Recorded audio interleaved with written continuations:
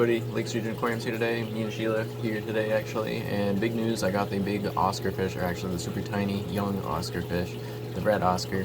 I'm super pumped about it. I had my local pet store hold it for about a week, and I'm super happy. I brought him home. Now, I did end up having, I think I brought the pH last time down. It was like 8.5 or something at first, because it was an African cichlid tank before. And I brought it down to a 7.5 after a whole bunch of maintenance in the tank, big water change and all that. And the night before I got the Oscar, I tested out the pH again, and it was a 7.5. So I acclimated this guy really, really slow to this water.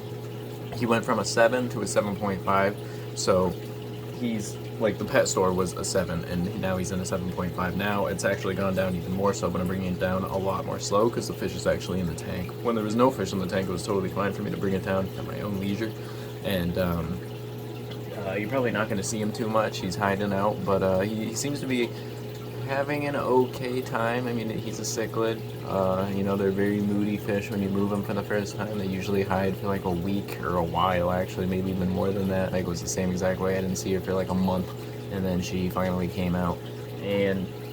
But the real reason I wanted to talk in this video was about the weird white slime that you kind of get on new pieces of driftwood. I've seen it so many times. I've had it on all my pieces of driftwood, and people ask me all the time, what the heck is this, and how do I get rid of it, and what's it doing in my aquarium? Basically, there's nothing to be worried about. It's like a biofilm, a huge buildup of biofilm that kind of just starts growing on your new piece of driftwood. And really there's nothing to worry about. It's not going to harm anything. It's visually very disgusting looking. It's very yucky, but if it really bothers you, up your flow in your aquarium, and it has a hard time growing in flow. And you can also scrub it off, take it out, boil it down, or scrub it, whatever. Even in boiled pieces you might see that biofilm still show up for whatever reason, but really there's nothing to be afraid of. And if you want to get rid of it the natural way, well, one, it'll go away on its own within a couple weeks, and then it might come back again for a little while, but it will fizzle out over time. But you can always try snails. Snails are going to eat it. Even cichlids or fish in general will kind of graze on it. So really, there's nothing to worry about. It's just kind of gross looking at first. Don't worry about it. I'm just going to leave mine in there. You can see it's pretty bad in my tank right now.